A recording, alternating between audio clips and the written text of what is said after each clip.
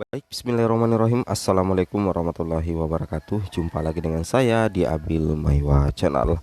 Jadi teman-teman, channel ini adalah merupakan channel pendidikan tempat kita berbagi tentang aplikasi pendidikan, Microsoft Office, serta tips dan triks komputer. Jadi pada video kali ini Bapak Ibu ya, kembali lagi admin akan mencoba mengupdate ya sedikit informasi terkait khusus ya untuk pelamar P3. Jadi di sini pelamar P2 dan P3 tonton sekarang ya. Pelamar P3 ternyata 100% aman. Fix 3 penyebab utama pelamar kategori P3 lolos ASN P3K 2022 meski bersaing dengan pelamar P2 atau THK2. Banyak yang mengira Bapak Ibu ya, banyak yang mengira bahwasanya ketika di peringkingan nanti untuk hasil observasi itu pelamar P3 secara otomatis akan kalah bersaing dengan pelamar P2 atau THK2. Memang Bapak Ibu ya, di petunjuk teknis bahwasanya yang diprioritaskan itu ada urutan tata urutan prioritas mulai dari P1, kemudian P2, P3 dan P4 Bapak Ibu ya. Kalau logika seperti itu. Tetapi Bapak Ibu perlu ketahui bahwa ada kondisi-kondisi tertentu yang menjadi penyebab utama sehingga pelamar kategori P3 lolos ASN P3K 2022 meski harus bersaing dengan pelamar P2 atau THK2 Bapak Ibu ya. Itu yang mesti Bapak Ibu pahami. Oleh karena itu, sebelum kita lanjut, bagi rekan-rekan guru yang baru pertama kali menemukan channel ini, silahkan tekan tombol subscribe dan aktifkan lonceng notifikasi agar setiap hari Bapak Ibu bisa mendapatkan update informasi terbaru dari kami Bapak Ibu ya. Oke, kita langsung saja Bapak Ibu tutup poin ke informasinya. Nah, di sini kita langsung informasi inti Bapak Ibu ya, bahwasanya P3 100% aman ya. Tiga penyebab P3 lolos ASN meski bersaing dengan P2 P3K Guru tahun 2022. Yang pertama di sini ini Bapak Ibu silahkan koreksi kalau salah ya. Yang pertama adalah P3 sekolah induk menjadi pemenang kedua, sedangkan P2 menjadi pemenang ke satu. Tetapi sekolah induk P2 itu kelebihan guru. Nah, ini masuk akal ya.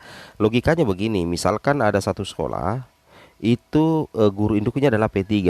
Kemudian ada formasinya satu. Kemudian ada sekolah kedua, sekolah yang kedua ini kelebihan guru. Nah, tetapi guru yang ada di dalam itu adalah P2. Nah, setelah observasi yang menang itu adalah guru yang ada di sekolah B atau sekolah kedua, tetapi dia kelebihan guru dan sudah tidak ada lagi formasi di instansi. Nah, oleh karena itu, secara tidak ada lagi kekurangan guru di instansi tersebut. Oleh karena itu akan dimunculkanlah yang namanya pemenang kedua, yaitu P3 yang ada di sekolah induk misalkan. Nah, jadi secara otomatis P2 itu meskipun dia P2, maka dia tidak akan mengisi formasi karena di sekolahnya itu kelebihan guru Bapak Ibu ya. Logika seperti itu. Dia tidak akan mengisi formasi karena di sekolahnya itu kelebihan guru, sehingga P3 sekolah induklah yang menjadi pemenang kedua yang berhak untuk mengisi formasi. Dan di sekolah tersebut atau di instansi tersebut sudah tidak ada lagi sekolah yang kekurangan guru. Nah, semuanya sudah pas ya, bahkan ada yang berlebih. Nah, itu yang pertama ya. Kemudian yang kedua adalah formasi untuk observasi berlebih dan pelamar P2 berjumlah sedikit. Ini banyak kejadian Bapak Ibu ya.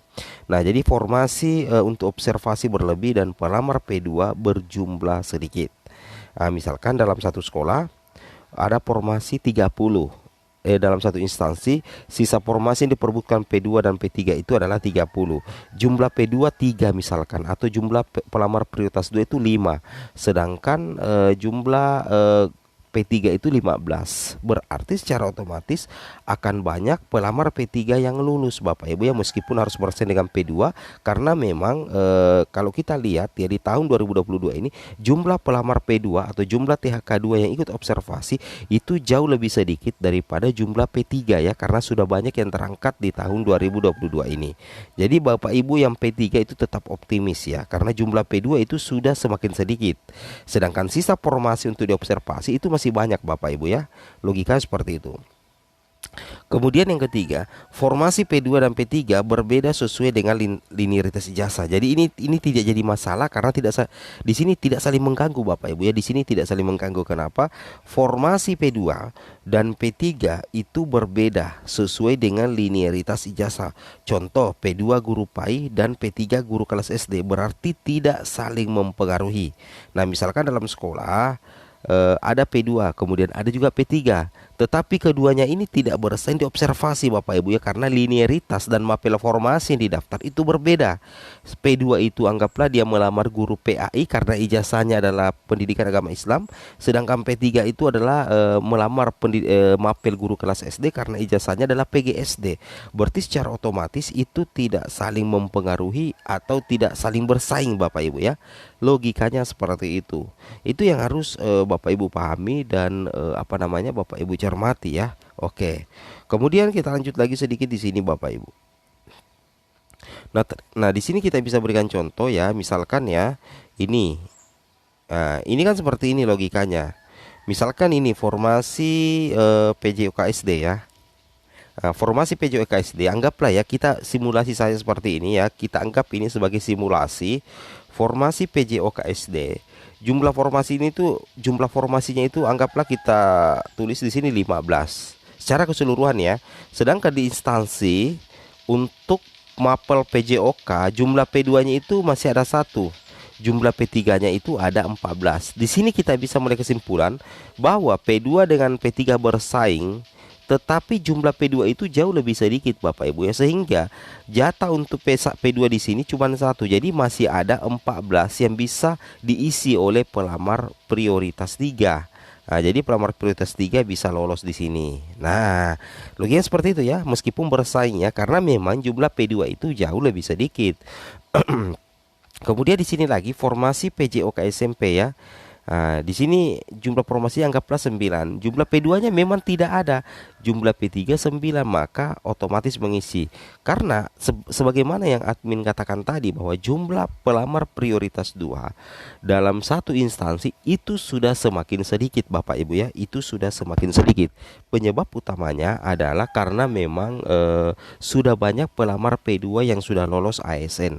P2 kan itu kita kenal dengan istilah THK2 atau yang paling akrab kita kenal dengan istilah kategori 2. Itu yang harus Bapak Ibu pahami ya. Oke. Kemudian kita lanjut lagi. Nah, di sini ya sisa formasi instansi berlebih ya.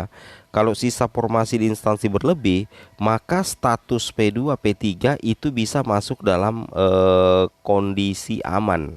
Dan ini menjadi salah satu penyebab sehingga banyak P3 yang lolos ASN nantinya melalui seleksi observasi Bapak Ibu ya. Nah, coba bayangkan ya di sini sisa formasi 700. Kemudian guru honor negeri P3 600. Nah, auto lolos Bapak Ibu ya. Kalau logika seperti itu, ini dikatakan sisa formasi berlebih ya. Nah, ini menjadi salah satu penyebab ya banyak P3 yang lolos. Kemudian mendapat peringkat terbaik per mapel ya. Nah, jadi baik itu P3 maupun P2 kalau mendapatkan peringkat terbaik per mapel itu mempunyai potensi lulus yang sangat besar. Karena nantinya itu akan di ranking Bapak Ibu ya. Itu akan di ranking. Nah, kemudian salah satu menjadi penyebab sehingga P3 lolos itu adalah adanya kelebihan ya. Adanya adanya kelebihan guru di sekolah induk ya. Adanya kelebihan guru di sekolah induk. Di sini kita bisa lihat yang terakhir ya. Nah, di sini yang terakhir ya, di sini. Anggaplah misalkan ya, ini yang tadi kita bahas, ini kan P2, anggaplah ini P2. Ya, ini P3 misalkan Bapak Ibu. Ini P3 dengan P2 bersaing langsung ya, bersaing langsung. Nah, misalkan yang menjadi pemenang adalah P2. Tetapi di sini di sekolah pemenang pertama itu sekolah C dan sekolah D itu kelebihan guru Bapak Ibu ya, itu kelebihan guru, dan di instansi tersebut sudah tidak ada lagi formasi yang bisa diisi atau sudah tidak ada lagi sekolah kosong ya.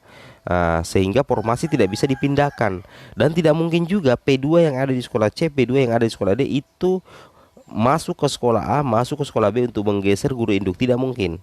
Dan tidak mungkin juga formasi yang ada di sekolah A dengan sekolah B dipindahkan ke sekolah pemenang, yaitu sekolah C dan sekolah D, karena memang berlebih. Nah, kalau seperti ini maka diberlakukan yang namanya pemenang kedua. Nah, pemenang kedua inilah nantinya yang akan mengisi formasi. Nah, jadi secara otomatis P2 kalah daripada P3. Logikanya seperti itu ya. Jadi tidak menutup kemungkinan terjadi hal-hal seperti ini Bapak Ibu ya. Itu yang harus Bapak Ibu pahami dan Bapak Ibu cermati. Nah, terkait dengan jadwal ya, Bapak Ibu perlu pahami bahwa untuk pengumuman hasil seleksi serentak itu akan dimulai ya untuk P1 Bapak Ibu ya, V1, P2, P3 dan pelamar umum itu akan dimulai tanggal 2 Bapak Ibu ya, tanggal 2 sampai dengan tanggal 3 Februari tahun 2023. Nah, setelah itu akan dilanjutkan dengan masa sangga tanggal 4 sampai dengan 6 Februari 2023. Jawab sangga tanggal 7 sampai dengan tanggal 13 Februari 2023.